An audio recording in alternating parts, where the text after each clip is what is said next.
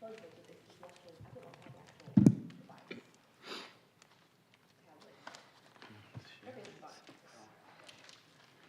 you good tonight?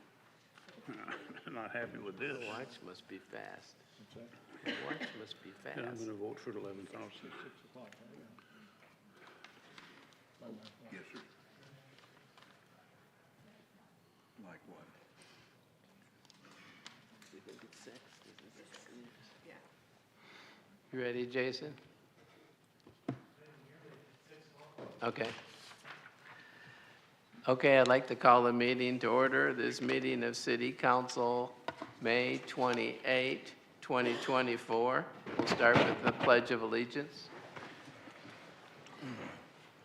Pledge allegiance to the flag of the United States of America and to the republic for which it stands, one nation, under God, indivisible, with liberty and justice for all.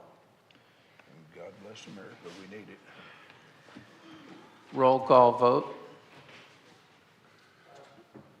Or roll call, I should say. Sorry, no vote. Council members Snow, Here. Hughes. Here. Wozniak. Yes. Wilms. Yes. Fowler. Yes. Hanschel. Here. And Mayor Flynn is here. Thank you. Wanda, did we have any citizen input requests? We don't have any citizen input tonight. Okay, so we'll dispense with citizen input and council member reply. Action on the minutes. We have minutes from the regular meeting, April 22, 2024. Is there any comment or motion to approve? Motion to approve. That was by Mr. Wilms and Mr. Hanschel. Roll call vote. Council members Hanschel. Snow. Yes. Hughes. Yes. Wozniak. Yes. Wilms. Yes. Fowler. Yes. Motion carried 6-0. Next item is reports. Our only report is the financial report for the period ending March 31, 2024. And our results look pretty good. Compared to last year, city sales tax is up 5.5%. County sales tax is up 6.5%. Total revenues is up 8.7%. On the expense side, operating expenses compared to last year are up 3.2%, but they're quite a bit below budget. They're $855,000 less than budget. So far, we're squeezing our money pretty well. So I think that's helpful. So it's a good report and pretty consistent with what we'd seen last year with the city and county sales tax being up. Next, I'd like to entertain a motion to suspend the rules of order and procedure to allow all ordinances on the agenda to be read by title only. Second. That was, That's an improper motion. Motion to suspend. You said a motion to approve. it's a motion to suspend the rules. Okay. And Mr. Wilms that was Mr. Hanschel and Mr. Wilms. Roll call vote. Council members Hanschel. Snow. Yes. Hughes. Yes. Wozniak. Yes. Wilms. Yes. Fowler. Yes. Motion carried 6-0. The next item is an ordinance under unfinished business requiring candidates for election to any municipal office of the city of Bella Vista, in addition to any other requirement of state law, to file campaign contribution and expenditure reports with the Bella Vista City Clerk in sufficient time for voters to make use of such information prior to the beginning of early voting and for other purposes. And this is on third reading. Okay, so this is an ordinance that I proposed actually in July. So here we are in May, and we've been patiently waiting on Attorney General's statement or ruling on this, and we have received none, and that was just as of maybe 15 minutes ago, so nothing has been posted. Just a couple comments before I propose what I'm going to propose. Just to say that, you know, I'm excited and I'm upbeat about the recent announcement of the latest Walton investment in Bella Vista. And speaking for myself, I believe our community needs a refresh badly to go along with the improvements made by the POA during the last several years. And I'm hopeful that they will be mindful of our residents and attentive to input that they're going to hear from our residents. So it really isn't the Walton investment that has me concerned at this point.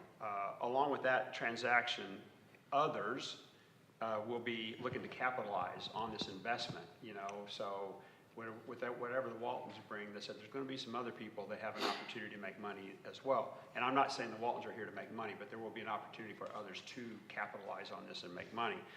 And you know what? Say what you may, but some of those people are going to be looking for help from locally elected city officials. And I think we saw some of that during the last election cycle in 2022. We had a lot of money come into the city from outside sources.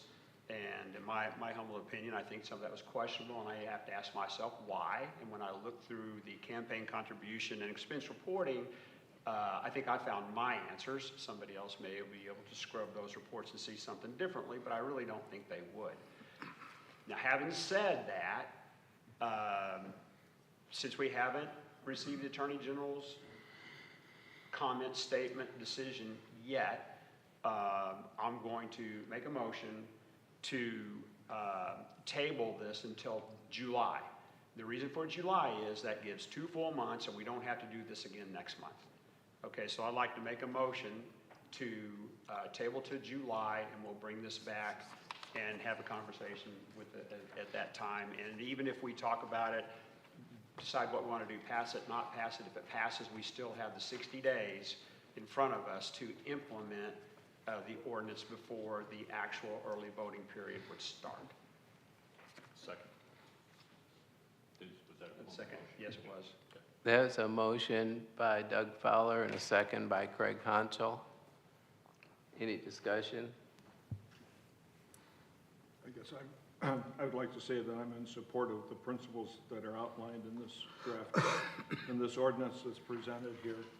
I think that it provides openness for the candidates and openness for the public to view the candidates. And I recognize may require additional effort on the part of some of our staff.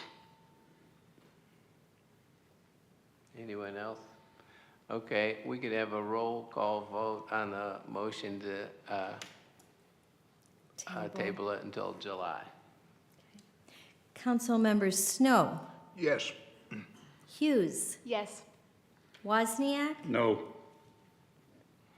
Wilms, Yes. Fowler, Yes. Hanschel. Yes. Motion to table to July carried 5-1.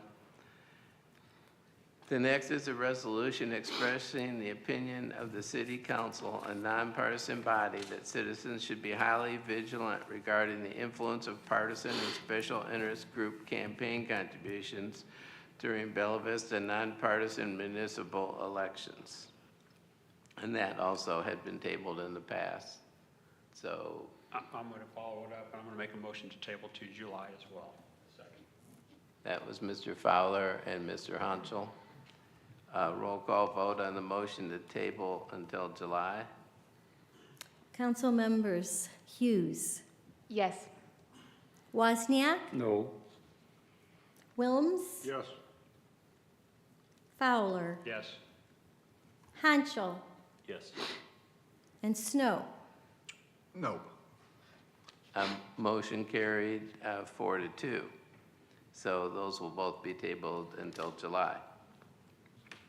Under new business, first item is an ordinance waiving the requirements of formal competitive bidding and authorizing a contract with Hamilton Medical Inc. in an amount not to exceed $91,000 for the purchase of 5 Hamilton T1 intelligent transport ventilator packages for use by the fire department. and staff recommends moving to third and final reading. So moved. Second. You have to make a motion, move to third. Motion to suspend the rules and move to third and final. Second. Okay, that was Mr. Wilms and Mr. Fowler. Any discussion?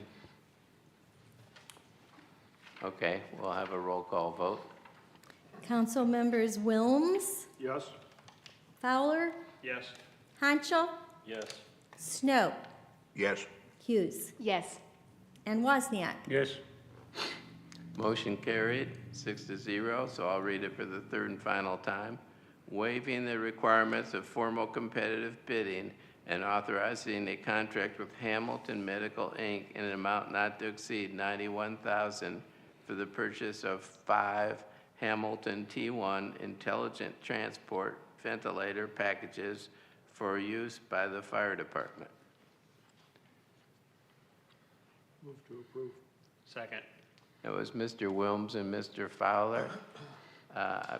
Before we have the roll call vote, I might mention that the reason there was no competitive bidding is because Hamilton is the only one that makes this particular kind of ventilator, which the fire department felt was superior. And also it's replacing some ventilators that are 10 years old, and several of them, I think they can't get parts for them, so they're not able to use them. And it's just for way of explanation for the Question? people. Do we have, are there any kind of documentation or provided to support or substantiate any time, not necessarily this particular bid, but any time that we do not take competitive bids for an item? Is there documentation provided that? Yeah, normally every situation's a little different, but normally there's different kind of documentation provided. In this case, it was just the fire chief indicating that no one else made a product that, There was a sole source letter that was Yeah. provided. yeah. I'm sorry. On this one, there was a sole source letter in the packet that said they're the only ones that provide this particular type of thing. Now, in general, I'm backfeeding, sorry. Any waiver of competitive bidding, you have to see. It's on the agenda. So if an item doesn't require bidding, then you don't see it. Or if it's more than $35,000, you would see it as a resolution. But that would not be subject to competitive bidding. So I guess to answer your question, would there be documentation when we want to buy something that is not competitively bid? If it's a situation where it has to be competitively bid, then you would see that because it would have to be lawfully waived by you by ordinance. Okay. So anyway, we had a motion and second, and so we can go ahead and have a roll call vote. Council members Hanschel, Yes. Snow, Yes. Hughes, Yes. Wozniak, Yes. Wilms, Yes. and Fowler. Yes. Motion carried 6-0.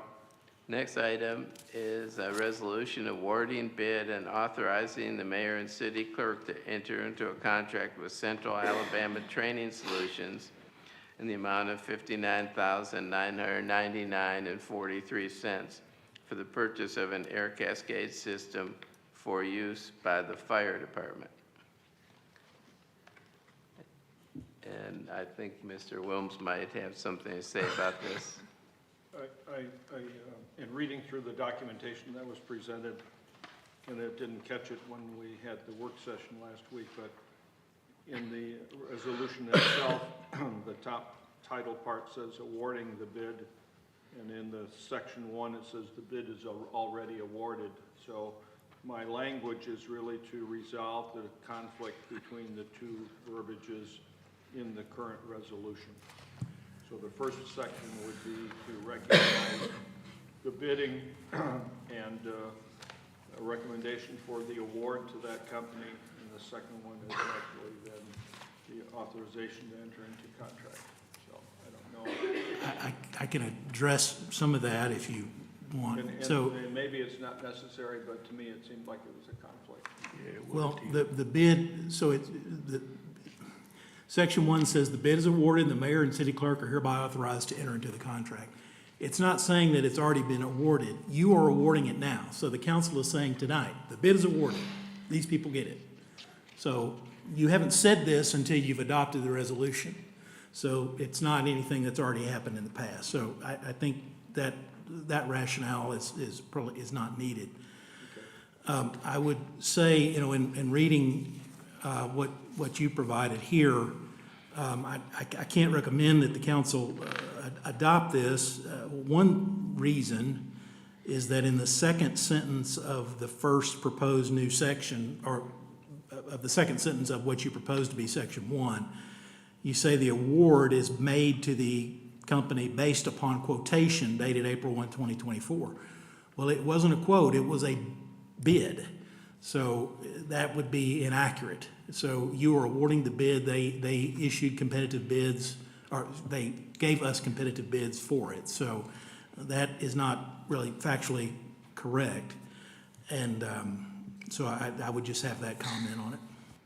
The only reason for including that language, Mr. Kelly, was that there wasn't a tabulation or a listing of the bidders to conclude that this was the low bid in the documents. So do you think the I fire chief was not being forthright? No, I'm not suggesting that at all. Okay. But there wasn't a listing of a tabulation of bids that showed that this was the lowest one. The only documentation submitted was the quote, which was dated here, that may have been their bid as well, but the documentation did not reveal that. Brian, do you want to come up, Brian Wolfgang, do you want to come up to the microphone? I was under the impression this was the only bid. That's what I didn't realize. They're the only one that bid on this particular. Won't you say at the microphone so the TV picks it up? They're the only one that. Is it not? They're the only one that bid on this particular. Yeah, but There was no other bid. I understand. But the document that they submitted is a quotation. No, The it's a document bid. that you I guess you submitted could call it, well, in the packet is a quotation. So that may have been their bid, but it says quotation on it. Look at the packet, it says quotation. This is a quotation. Sorry, I'm feeding back. They used that word, but it was in response to a competitive, it was in response to a competitive bid. Advertisement came out after the date of that quotation. Advertisement was published after that, I believe. Well, that I can't answer. Huh? That I can't answer. So if you're saying they issued a bid before it was listed for bid? No, I didn't say they issued a bid. I'm only saying that they sent a quote, and there were no additional bidders, Okay. but there was no evidence that they submitted a document that said, here's our bid. They only submitted that first letter based on the documentation presented to us. And so that may have been the bid, but it was really a quote that came out before the advertisement was published. You look at the pieces. And I guess you're the only one that bothers. Because you're really not changing anything, a couple words. Well, in my mind, it makes it That's what I said. more clear. So that's why I did it. Well, thanks for that clarification, Brian. I appreciate it. Yeah, Yeah. It's your fault, Wolfgang. yeah. Okay. Is there any other comments? Motion to approve. Yeah, the original resolution as stated in the packet. Second. Okay, that was Mr. Fowler and Mr. Wozniak. Roll call vote? Can I get clarification? What are we, are we doing an amendment? No. No, we're There was no voting on the motion. resolution. Motion to approve. Sorry, Thank you, I Fran. just wanted to make sure. yeah. But nobody made a motion to approve the amendment. We were afraid that you did. No, Okay. it was discussed, but not a motion to approve it. Okay, yes, that's a good point. Okay, roll call vote on the resolution. Council members Snow, Yes. Hughes, Yes. Wozniak, Yes. Wilms, I'll abstain. abstain, Abstain. Fowler, Yes. and Hanschel. Yes. Okay, motion carried, 5, 4, and 1 abstain. Next one's a resolution approving an auxiliary and part-time officer policy for the police department. Chief, you want to give a brief explanation? Like I mentioned last week, this is just a policy for auxiliary officer type position. It's in the state allows us to do this. And basically, the point for us, the benefit for us is that we can at times take people with specific talents, IT for example, who can help us in maybe forensics or phone forensics, where we have computers or phones as evidence. And so we put them in an auxiliary capacity, so they have law enforcement powers in that specific area. And then they volunteer their time basically. So it benefits the department, it doesn't really cost us anything. We actually have a city employee at this time who's going to help us in that capacity in the IT. Well, and they can also be used if we had this big disaster this weekend. If you needed extra folks, there you go.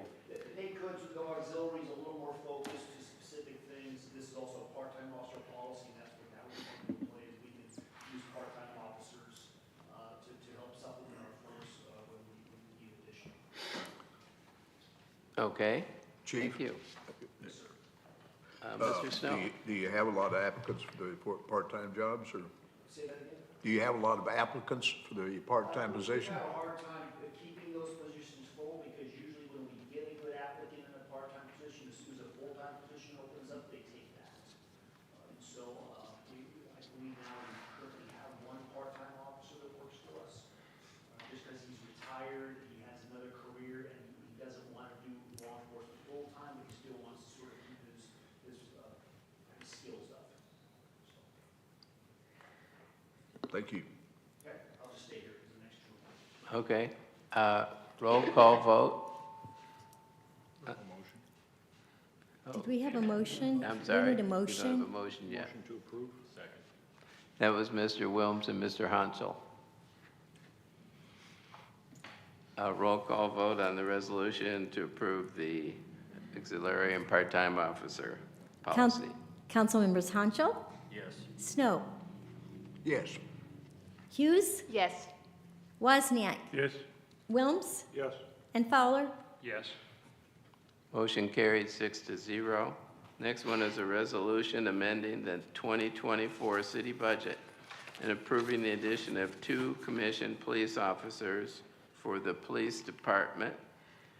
And the attachments show that this would change the budget in the amount of $76,000. That's for 1/2 year. Any discussion? But I don't have like any discussion. Like, I just want to clarify something, a conversation we had at the work session. And Chief, this was not specifically about your department at all. And this is for the benefit of anyone that might have been watching the work session. And I did find out that people actually do watch it. And you know, it's like alluding to the first 2 things we voted on. You know, those were discussed at the work session as well, so they don't get a lot of conversation here. But I mentioned the budget, right? And this is an unbudgeted item, and I know you held off and, you know, putting this in the budget moving into the year. You said you were going to do that after you did some background work on it or whatever. And this conversation that I brought up at the work session could have arose from any department, because it was our first non-budgeted, I think, item that we were voting on this year to approve to put into the budget, okay? And what I referred to was some work that I had done estimating what our future revenue and expenses were going to look like into 2027, because we have like a healthy reserve right now, but we also have $24 million, almost $25 million of capital project revenue that we're projected to spend over the next, counting this year, be 4 years, right? And that would eat into our reserve pretty heavily. Our reserve, because I was afraid that we were gonna run out of money when we were looking at the budget workshops that we had for 2024. I was just like, oh my gosh, I don't know how we're gonna fund all this stuff. But after the work, put into it, it looks like we're gonna have about $3.7 million in 2027. I mean, again, that's projected. I mean, who really knows where we're gonna be? Who knows what's gonna happen in the community? But when you look at this, it's $76,000 for this year. But then it's like 152 without raises over the next 3. That's $532,000, which would eat into that 3.7 that the projector we're going to have. So anytime we're approving non-budgeted items moving forward, we really need to be thinking about what we're doing, right? And again, I'm fully supportive of this, and I'll definitely vote for it, okay? But moving forward with this new investment that's been made in Bella Vista, we know there are going to be some things that come in front of the city and the planning department that might require, additional planning help, employee helps there. We're talking about a fire station, new fire station, number 5, we're gonna have to staff that. So we've gotta be thinking about these things. I know the mayor is, but as a city council that's seated, and part of our responsibility is managing and oversight of the budget, and we can't lose sight of that. So my only comment was, this is the first non-budgeted item, and moving forward, we've gotta be mindful of what we're doing, regardless of what that non-budgeted item consideration is, and that's it. So it's nothing about the police department at all. Mr. Wozniak? For the next one, I said the same thing on Monday. For the next 3 years, tell him he can't have anybody, because he's gonna ask every year for somebody. And you tell him you get these guys, you don't get nobody for the next 3, and all of a sudden it all works out. It's just that simple. And there's always openings, so there's always a little extra leeway in there, so you're not actually looking at the whole 150 grand. Because every time he's got an opening, somebody's not getting paid. So some of that can go for these guys. But just tell them you can't have anybody for the next 3 years, and you're all set. There's really not a problem. All I will say, and I'm not exactly sure where you're coming from, I'm not gonna turn this down. Well, but because you didn't run that All department. the projections that I did were based upon actual numbers, which takes everything into consideration you're talking about historically, okay? They're real numbers, they're numbers that and it's- occurred. They're not based upon budgeted numbers and things that didn't happen, or positions that weren't filled, or whatever it might be. So, and I understand what you're saying, but my numbers are based upon actual history of expenses and actual history of revenue, not budgeted, okay? Because I understand how that all works. At the end of the year, we never spend our full budget. We try to fully fund our city, and I get that. So my projections are based upon actuals, not budget projections, just for clarification, so. Okay. Is there- Motion to approve. That was Mr. Wozniak and Mr. Wilms.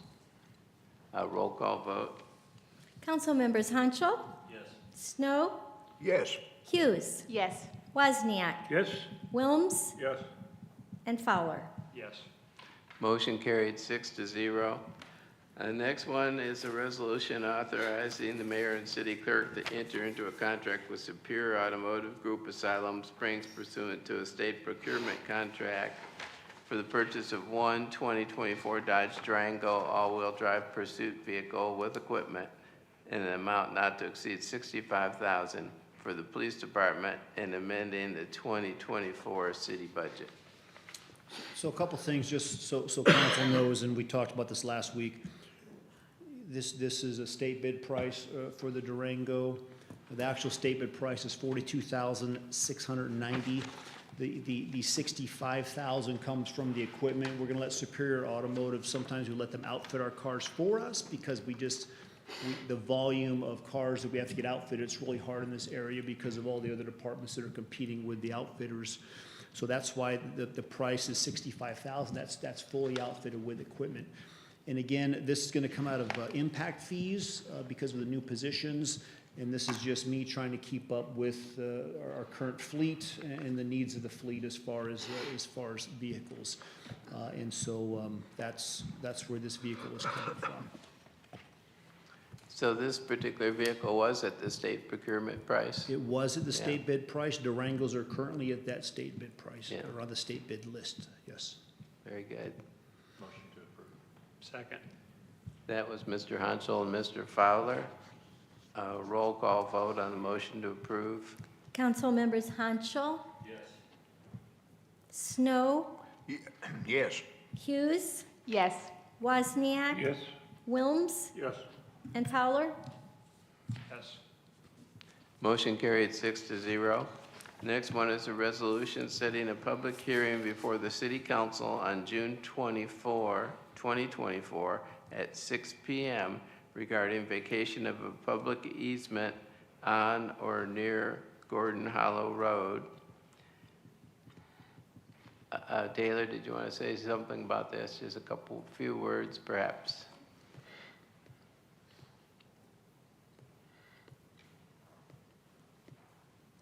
So this is just a resolution to direct Wanda to set a public hearing in the weekly Vista, so we can actually discuss the meat and potatoes of the actual request, which will be next month if you guys approve this.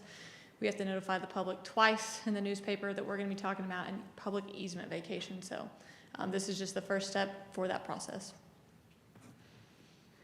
Motion to approve. Second. That was Mr. Hanschel and Mr. Fowler. Thank you, Taylor. Roll call vote. Council members Wozniak. Yes. Wilms. Yes. Fowler. Yes. Hanschel. Yes. Snow. Yes. And Hughes. Yes. Motion carried 6-0. Next one is a resolution approving application and expressing support for an Arkansas Department of Transportation, RDOT, Transportation Alternatives Program, TAP, 80/20 reimbursable grant and associated Walton Family Foundation, WFF grant for a communications, education, and outreach project related to traffic and trail safety. Justin, did you want to say a few words about this?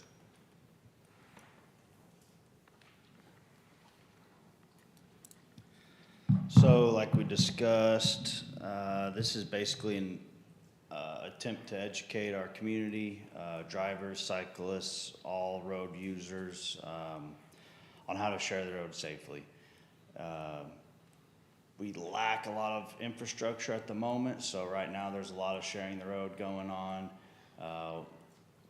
Some of the planning department and I have actually been trying to snap pictures of people riding bikes on our various roads, and last week we saw 20 people just in our commute to work and back. So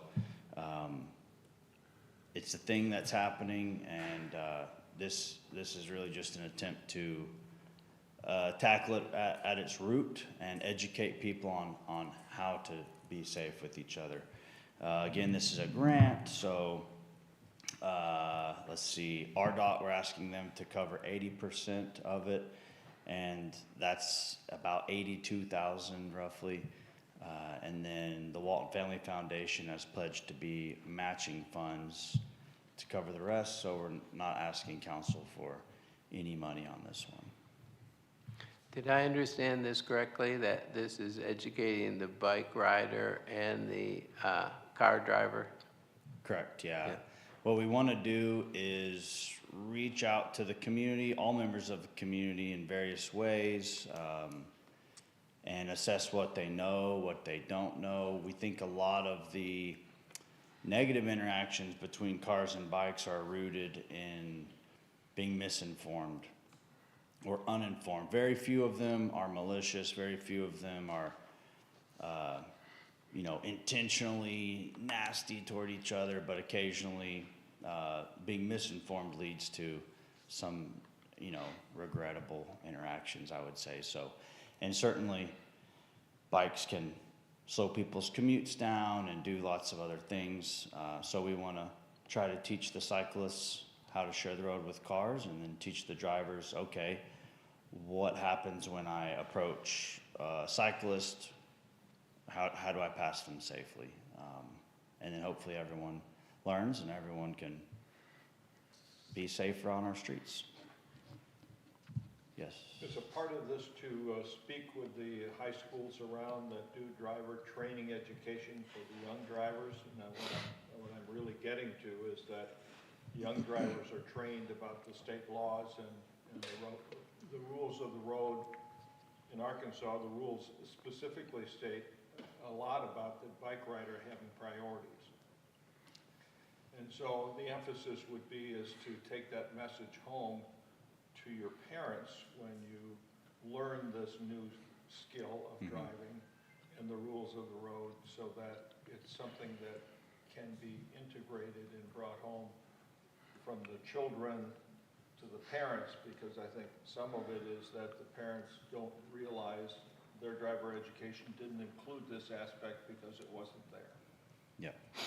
And so it's a matter of trying to reach out in a number of ways, but I'm thinking that maybe the driver education programs to have that as an emphasis in there and talk with them about it to get that more of a focus for them when they're dealing with the rights of the road and the bicycles.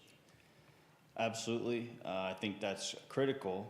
This particular program may not venture into that. It may, we can see that it does. I think there's concurrently a regional program very similar in nature, not geared toward Bella Vista though. I think we're unique and require our own, but the regional one, I do think is on a much larger scale and can hopefully be implemented in driver's education courses. Flat communities like most of Bentonville, as an example, and a lot of Centerton, they have sidewalks and other vehicle access places for the bicycles to go. Yep. They have maybe wider pavements as well, so Yep. we're at a real disadvantage with our terrain and topography and other factors, so. Yes, we have some unique challenges. There's no doubt about that. Jerry Snow? Kind of expanding on his question, on Mr. Williams' question, how do you propose getting this, sharing this, or getting this educational program out? I mean, is it going to be TV advertisements, radio, public forums? What's your plans there? Yeah, we're planning on every avenue. News interviews to try to get in front of people, inserts in the newspaper.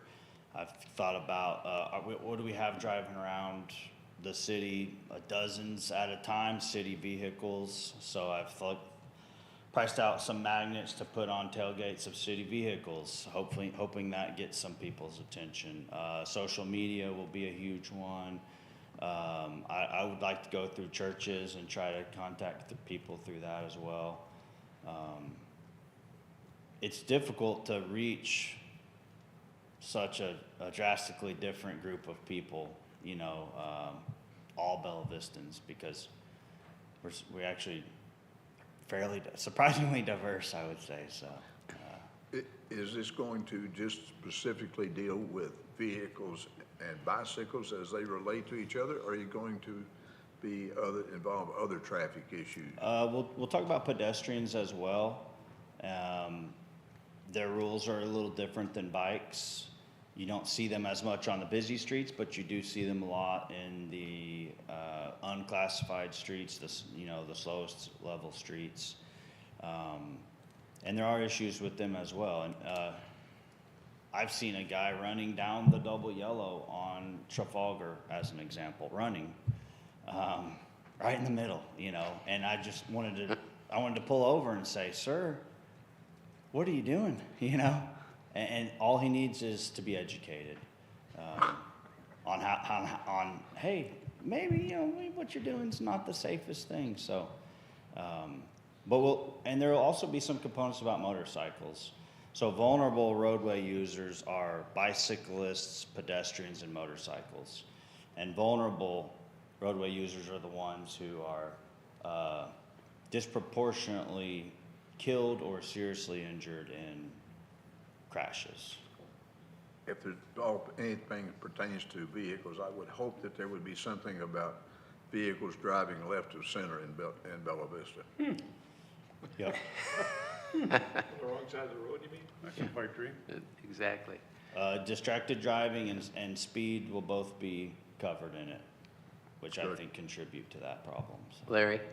We have another partner in this bicycle program, which is the Bella Vista Village Property Owners Association. Have we approached them to see if they would be cooperative in terms of this magnetic sign on the back of their pickups? Because they have lots of work pickups in the water department. And It's a good idea. I haven't department considered their and trucks. I know that I have talked to them about promoting this program and our other programs in their facilities. So like in the new, what do they call it, the rec center. They have digital screens in a lot of their facilities that are basically slideshows. We'll put it on those, as well as they do emails out to all the members. It can be included in that. We've also talked to the city does a texting service that goes out to people, possibly including it in that as well. So, but that's a good idea. They also have a lot of trucks driving around. So, a lot of trucks. Yep. Mr. Mayor, we're voting on the application process tonight, correct?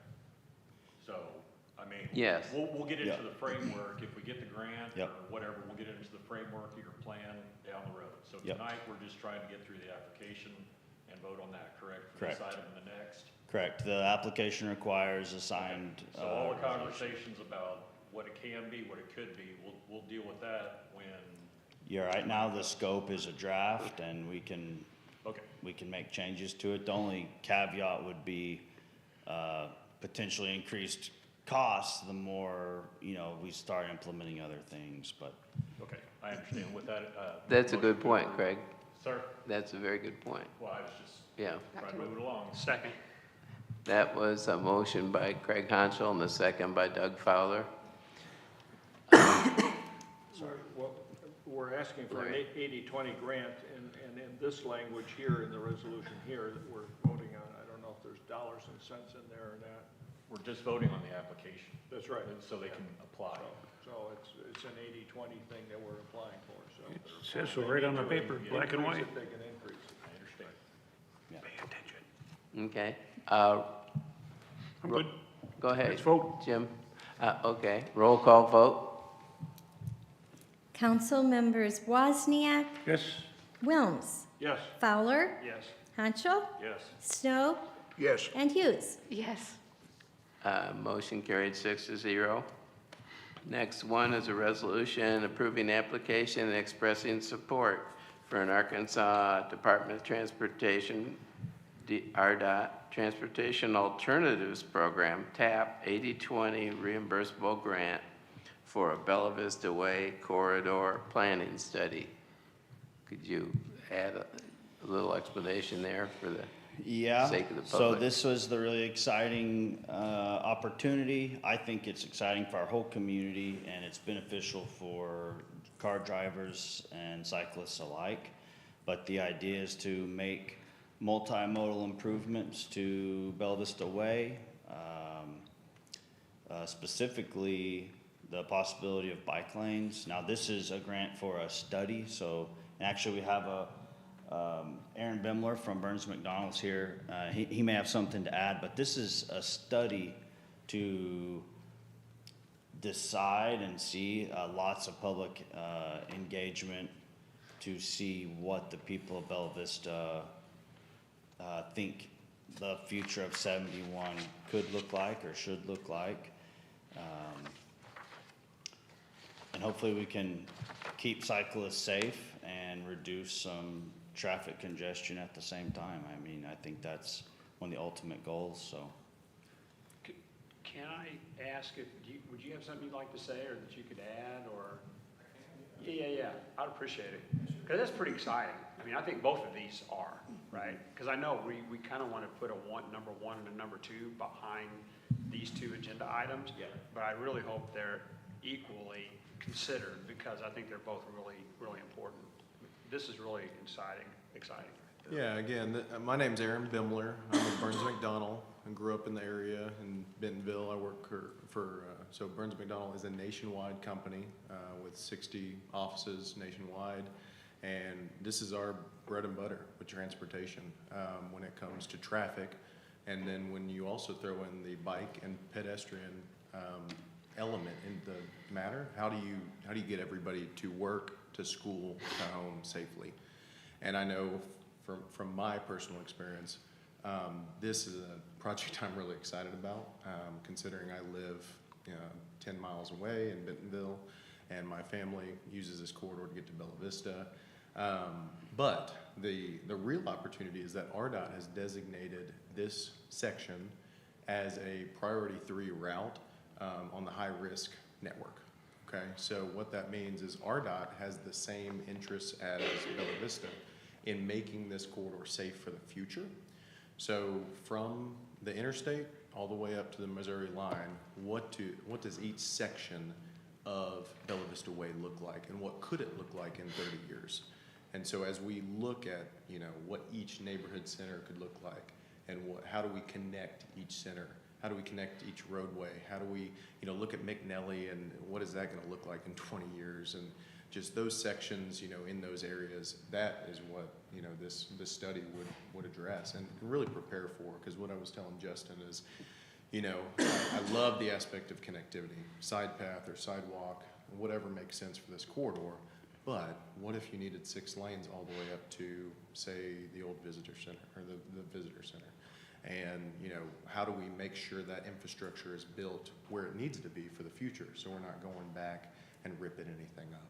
So those are the kind of things that, as I'm talking to Justin and proposing, what's in your packet today is strong PI engagement, getting everybody to the table in Bella Vista, making sure everybody's voice is heard, but also putting it out there in a way that makes sense, a clear and concise manner, so that, if, bike lanes is what makes sense for the corridors in certain sections, great, let's look at that, see what it does to traffic, and then if that's the right answer, the right solution, then, hey, Bella Vista looked at it, and public agrees, staff agrees, council agrees, everybody's coming into the table. So as far as the proposal that's in your packet, that's how we've executed it in the past on projects in TxDOT, KDOT.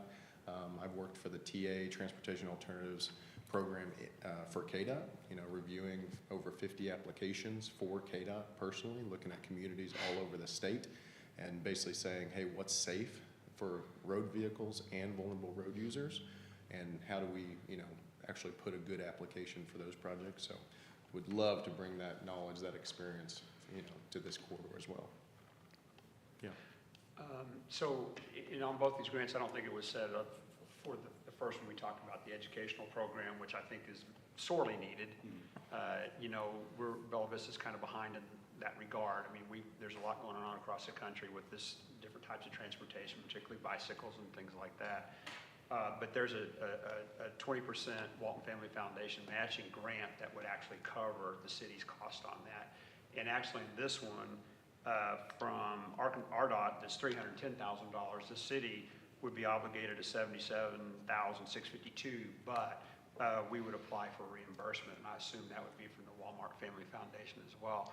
And they've been pretty good at fulfilling those requests. So hopefully there wouldn't be any cost out of pocket if we were approved, because I know this is just for the submission of the grant here. We're not approving, the study yet. Correct. So we're gonna pursue the RDOT grant. At this point, we don't have a Walton matching grant for Right. this second one, but it is something that we can chase after. Just the timing didn't work out for it in this particular instance, but the grant itself won't be awarded until late fall, so plenty of time between now and then to try to find some 20% match. Okay. Larry Wilms? My primary concern is 71 now without the routed I-49 traffic on it allows us more accessibility for the residents who live in Bella Vista to commute to work and other activities down south. but it is a key corridor for us. We have no other north-south avenue to connect for us to get to I-49. So it's very vital and very critical that we don't compromise the ability to move vehicles on that corridor in much the same way we see it moving today. Because if we do, we're going to get an uproar in the community, number one. But number two, we're going to have the issues of criticism severely for not allowing the folks to get to work, because they're going to have longer travel times. Yes, sir. Or more difficult travel times. And so we have people in Missouri that use 71 a great deal because it's a convenient access for them. Not everybody is close to the I-49 corridor up at Pineville on the west side. So they come down the 71 corridor and join at the roundabout, the old roundabout location. So I think it's critical for us that we maintain the current speed levels that we're dealing with today on that roadway, even though some of it may not be marked, but it is traveled heavily, and we're only going to grow. We'll have more employment, more travel for people who are going shopping on a daily basis. So it's paramount that we maintain the capacity clearly on that corridor for vehicles. I know part of the study will be doing traffic counts at major intersections, including 279, I believe, and 71. So we can put actual hard numbers on how much traffic we're seeing and how people are using the roads. I mean, obviously the goal would be to enhance the experience for cars as well, not just cyclists or We pedestrians. need to do some traffic counts in the bicyclist activity too. Yeah. And I know That'd be a little more challenging. Yep. No, that's always a difficult feature. Yeah, a little more challenging. So I want to definitely say, as part of a study, when we do a corridor study, we also take into account economic development potentials and areas that we know, you've done your comprehensive plan, but also, what are those, the areas where we want to connect and make sure that, we're not just looking, at a small area. We're looking from, the north to the south. Where are people wanting to go? Where could people go? And really highlight and enhance the ability for them to do that. So. Wendy? Well, and I believe this is discussed at the work session as well, but this would not diminish any vehicle traffic. Those two lanes, north and south, would remain the same. It could potentially enhance by providing a safer route for other modes of transportation, like cyclists or walkers, or with additional lanes for them, so they're not traveling on 71 itself and potentially getting harmed. And as part of it, just so everybody know, I mean, when we look at, intersections like Mercy Way again, or McNelly, and with the, exciting, announcements of land purchases and things like that, what do turn lanes look like in the future? What do, enhancements look like for the short term and long term? We'll be putting recommendations in there as far as, what makes the most sense of where those active transportation, bike lanes, side paths, sidewalk, whatever those may be, put those out far enough so y'all can come in and say, hey, we need a right turn lane right here, and that's for the future. We need a left turn lane here. If the developer's gonna do that, they come in and say, hey, we've got the space, no infrastructure's lost, and that would be the goal. Mr. Mayor. Craig? I'm in favor of any kind of grant money that moves this thing forward. This is a lifestyle for, the nation anymore. So, I just think it's great, the work that you guys do, and I'm in favor of anything that gets the streets safer and gets everybody educated. But, with that, make a motion to approve. Second. That was Craig Hanschel and Jim Wozniak. Roll call vote on motion to approve. Thank you, sir. Council members Wozniak, Yes. Wilms, Yes. Fowler, Yes. Hanschel, Yes. Snow, Yes. and Hughes. Yes. Motion carried 6-0. Next one is a resolution authorizing settlement of ongoing litigation related to short-term rentals in an amount not to exceed $11,000 and amending the 2024 city budget. Jason, did you want to say a few words about this? Well, I'm going to try not to feedback into the microphone, first of all.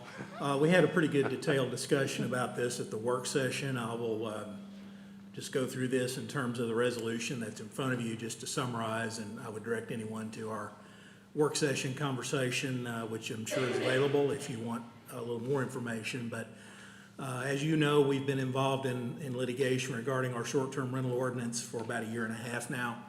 The plaintiffs in that suit, there are a total of 35 plaintiffs in that case, have offered to settle the litigation for an amount of $11,000. We as a city have maintained we have no liability to the plaintiffs, and that what we have done has been constitutional. We continue with that, and I believe for what it's worth, I believe that to be the case.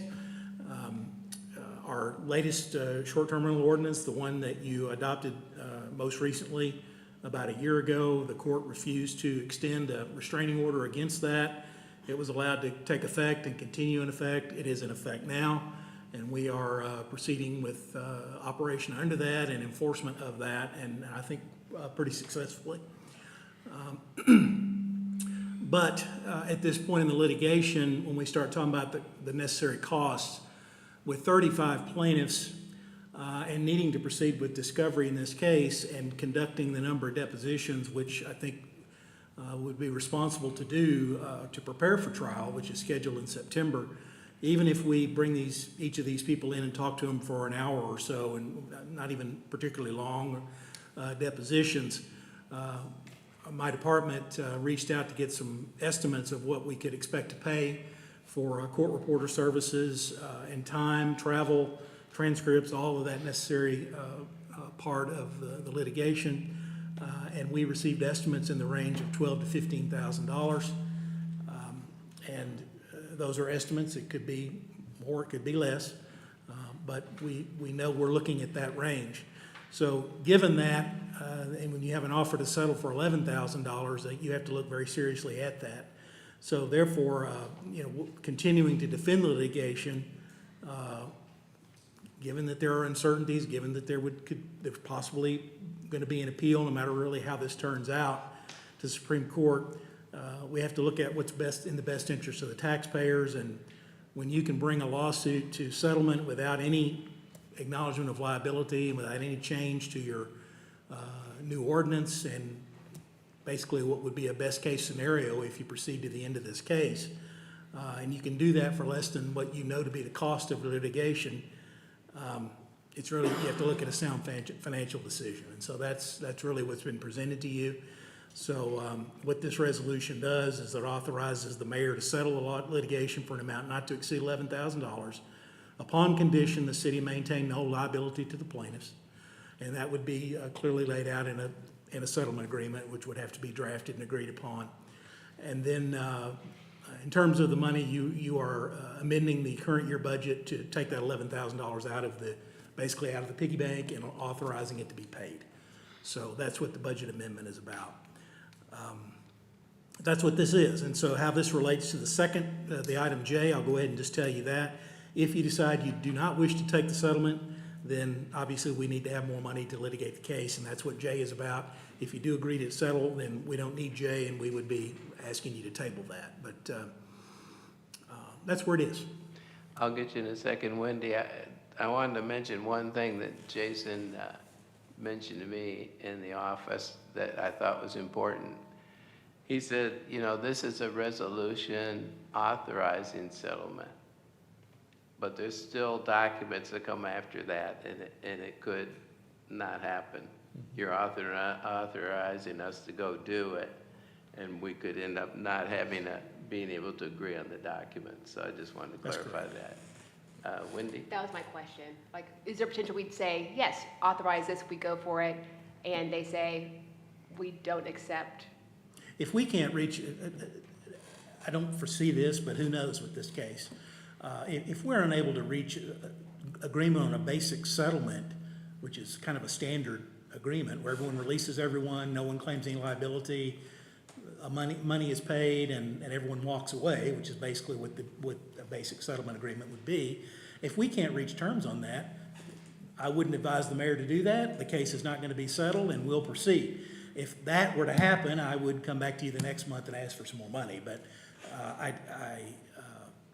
you know, there's still going to have to be an agreement on an actual settlement document, but it's going to involve us paying $11,000 and not admitting liability, which is the main part of it. And our existing ordinance would still Exactly. continue to exist. Craig? The only thing I know it was discussed in the work session, and I just wanted to make sure that it was stated at council. I mean, there's no admission of liability, wrongdoing, nothing. So, I mean, this is, And they would dismiss their case with prejudice, which means it can't be brought back. okay.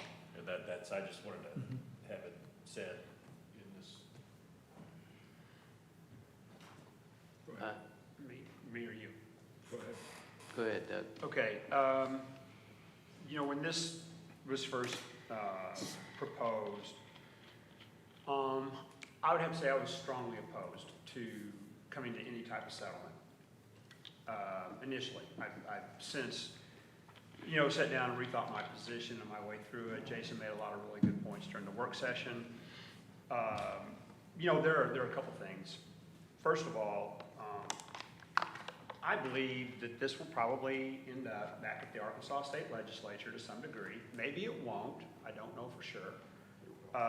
So I think short-term rental owners know that probably what we have will stay because SB 197 was relatively close to what our ordinance is right now. And I'm probably closer to this than anyone because I went down to the Arkansas State Legislature and testified before the City County Public Affairs Committee, which voted to not vacate but not support SB 197 by one vote, I might add. So anyway, I believe if it comes back, it'll probably be right along the lines of something of what we have right here, right now, in our short-term rental. Plaintiffs know that. And also, you know, they would have to prove that they've been damaged in some way. And I don't believe that they would be able to prove that. I don't think they have been damaged.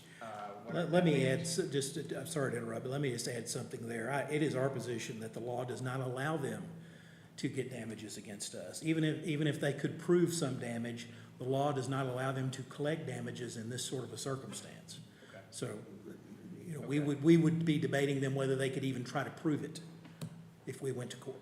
Yeah. So, initially, I mean, I personally believe we have a very strong position. Having said that, since the ordinance adoption, complaints have greatly declined.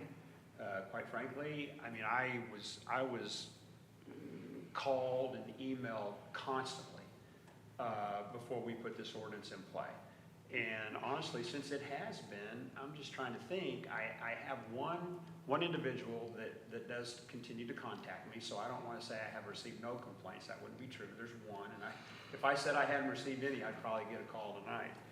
So complaints have greatly diminished. So I think this ordinance has had a positive impact for our residents.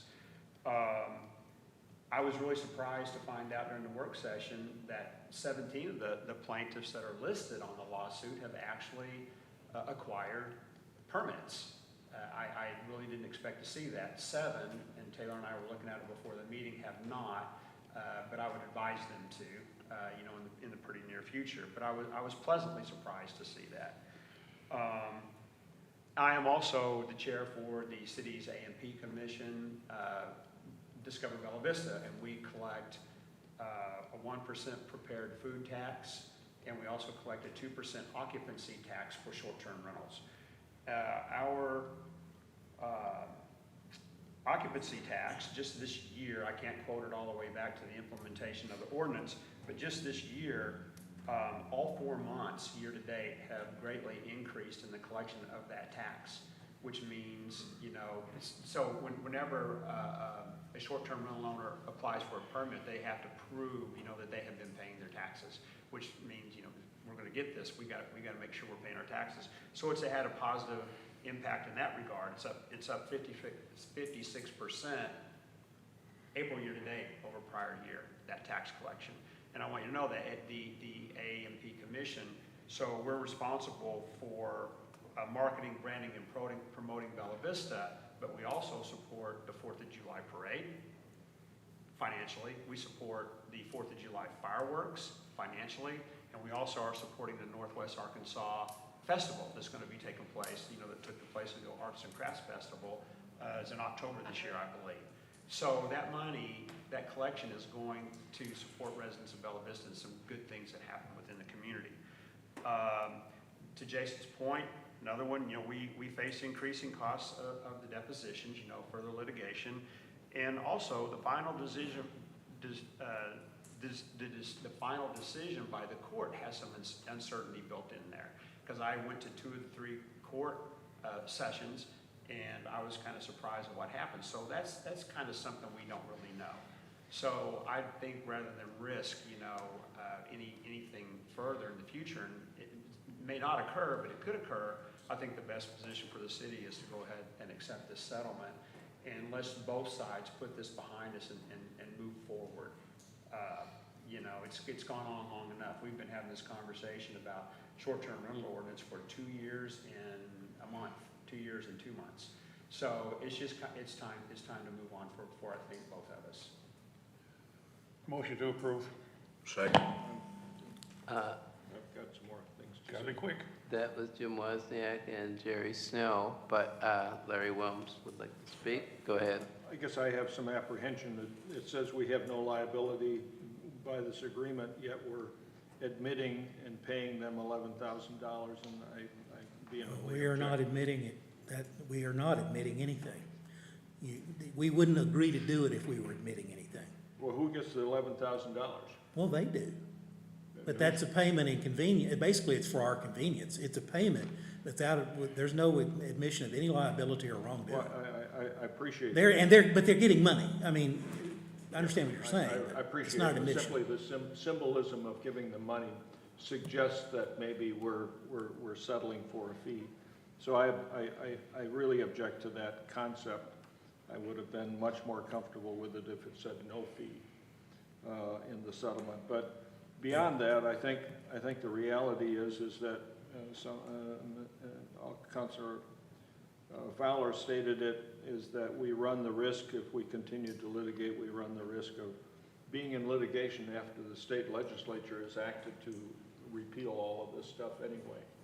And so we could end up being in court, I'm assuming, because of litigation if we chose not to settle this way, and they appealed or whatever, and then the state legislature goes their way, which I'm fairly confident are going to be moving very strongly in the direction of passing the legislation 197, I think it is. That's what it was during the last session. I think that'll come back with a vengeance, from what I can tell from the folks that I've talked with in the legislature. Whether it's successful or not is another question, but I think some of that depends upon our ability, not necessarily Bella Vista, but the communities that have this kind of ruling on short-term rentals, and the state, the Arkansas Municipal League are ready to pounce on this thing and organize to pounce on it, so that if it comes up to a hearing at the Senate or the House, we're ready to be there first thing in the morning to present our case. So I think there's a lot of things that hinge upon whether or not the state legislature is successful, and maybe even if we're prepared, they may still choose to pass legislation that handcuffs us in this rule. And so the other thing I guess I'm disappointed in is that we've known that we have 7 permits, litigators on the other side here that own property that do not have proper STR permits. I think we're remiss and negligent in enforcement of those. And if they are on and off the list from month to month, well, if they've been on there and then they're off, the next time you see them on there, they get a ticket right away. they get enforcement action right away as soon as you see them the second time on. I think we need to be, a little aggressive and a little forthright about enforcing the fact that if you have an STR in Bella Vista, you need to be licensed. And whether you're on or off the ticket with whatever rental firm you're using to do it, if you go off, well, then they say, well, we're not renting, okay. But as soon as we see you back on there, you're gonna get a ticket then because you don't have your permit. So I think there are things that we need to do, frankly, relative to this subject. I will support the action on this motion, but I think we need to do our homework and we need to get our act together as well. So. Taylor, did you want to say something? I just wanted to correct the record, that it's not 7, it's 5. There are only 5 as of May 1st that have not pulled a permit that have been identified. Okay. And there are 4 unknown, so I just wanted to make sure that was. So we got two more that have picked up permits, what you're saying? We've had 1 more. The original number was 6 did not have a permit, and 1 with, on May 1st, or before May 1st, took it off their listing, and so they came into compliance by removing the listing. So the group of litigants that we have on the other side here only own how many properties collectively? How many do they represent collectively? I'm sorry, I couldn't hear that because of the echoing. Oh, the litigants, the 30-some people that are the litigants, how many properties do they collectively own? I could have had that number for you. I don't know the number off the top of my head. There are several of those 35 that are co-owners or spouses that own property together. But they And may- so there they aren't may- 35 short-term rentals there. I want to say it's around 20 or so, because there are a lot of them that are joint. But again, I don't have that number in front of me to tell you with accuracy. And there may be some multiple properties amongst the group too, There are. There could be, so. there could be. Well, So I guess my concern is that we need to be aggressive in enforcing the fact that if they're out and then they back off and they're not on the list, that the next time they show up on the list, they get the ticket right away without anything. well, my understanding is we have been making some moves on the enforcement side.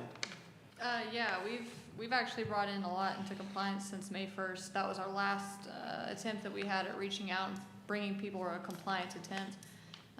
We have, I can't tell you the exact number, but our numbers jumped quite a bit since May 1st, and we're currently sitting at around 445 issued out of the 579 that we have identified. So that was sitting well below, or around 400. So we've made quite a jump in just the last 2 to 3 weeks. Issuing a couple of tickets will make that go much quicker. So we have, Guaranteed. I'm not the ticket issuer, so. You talk about the stats. Now, this was STR report of May the 24th. We have 579 listings identified by Granicus, 445 permits issued, 406 permits issued toward the 600-unit cap, 308 units on septic systems, and 129 units with more bedrooms in the septic permit. I just thought I'd throw it in there on the backside of that. So that's where we stand. Well, I wanted to mention, according to my calculations, I believe the permit fees have been more than $60,000 for the people who have complied. So, you know, I don't like the feeling of paying $11,000 when we're not guilty of anything, but we have collected more than $60,000, so. Let's vote. Yeah, Let's vote. we have a motion by Mr. Wozniak, a second by Mr. Snow, so roll call vote. Council members Wilms, Yes. Fowler, Yes. Hanschel, Yes. Snow, yes, Hughes, Yes. Wozniak, Yes, Motion carried 6-0. Jason, I believe we need to table the next item then. I would ask you to go ahead and move to table indefinitely item J. Motion to table. Second. That was Mr. Hanschel and Mr. Do Fowler. you need to read it? No. Okay. Roll call vote. Council members Snow, yes, Hughes, Yes. Wozniak, Yes. Wilms, Yes. Fowler, Yes. and Hanschel. Yes. Motion carried 6-0. I'll keep On you a- advised and get you a copy of whatever happens. Okay. On announcements, next city council work session is 5:30 PM on Monday, June 17 at Bella Vista Police Training Room. Next city council regular meeting is 6 PM Monday, June 24 at Bella Vista District Court. Planning Commission work session is 4:30 PM Thursday, May 30 at Bella Vista District Court. And Planning Commission regular meeting is 4:30 PM Monday, June 10, 2024 at the District Court. If there's nothing else, we're adjourned.